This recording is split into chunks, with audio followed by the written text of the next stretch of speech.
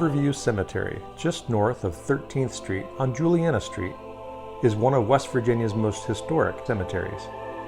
Originally part of Captain Alexander Parker's 2,400-acre holding, it was included in the Joseph Cook parcel of 200 acres. In 1802, Cook set aside a small portion to be used as the Cook family cemetery. For that reason, many people still refer to Riverview as Cook Cemetery. Later, the Cook family set aside a full acre of land to be used as a public cemetery, and eventually the cemetery grew to its current 2.5-acre size.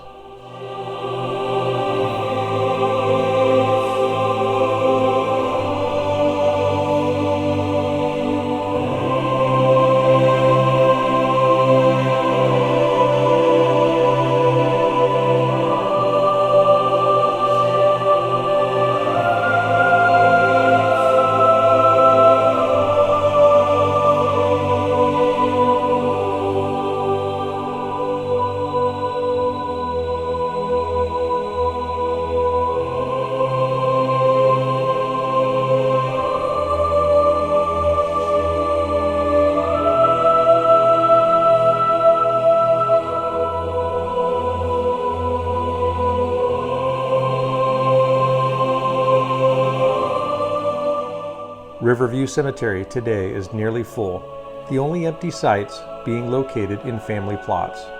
The Cook family was not the first to use the land as a cemetery. In 1801, the burial of B.W. Jackson had taken place. Over the generations, many distinguished residents have been laid to rest here. Two of the state's early governors, Jacob Beeson Jackson and William Stevenson, rest here, as do 1 congressman, 8 mayors, 4 clerks of the Wood County Court, 3 Wood County sheriffs, and 6 judges of the Wood County Court. The cemetery holds the graves of both Union and Confederate Civil War veterans and their families.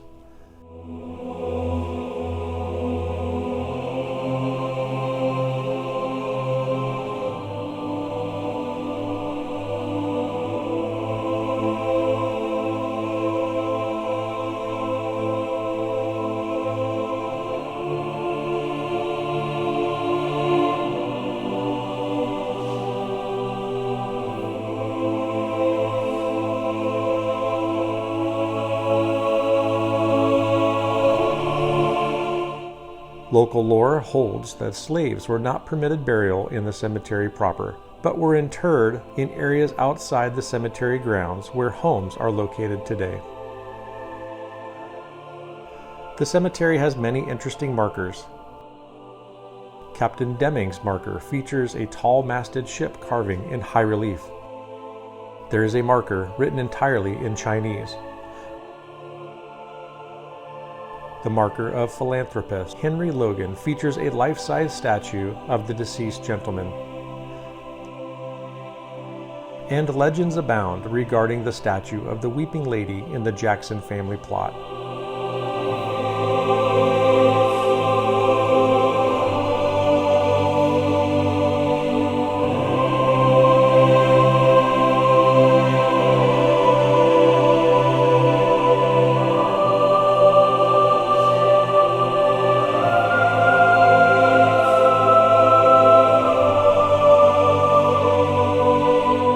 In 1960, while campaigning for president, Senator John F. Kennedy visited Riverview Cemetery. Here he paid his respects at the grave of Senator Peter Goodwin Van Winkle. Senator Kennedy had memorialized Van Winkle's political heroism in his book, Profiles in Courage. Van Winkle had cast the deciding not guilty vote in the impeachment trial of Andrew Johnson, sacrificing his own political future.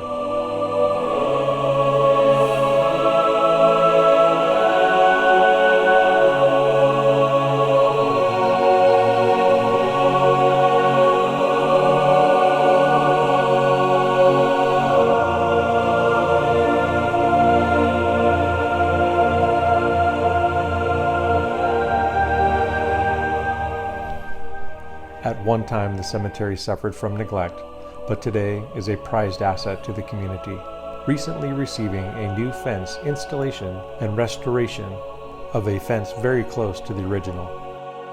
The cemetery is open to the public during daylight hours year-round.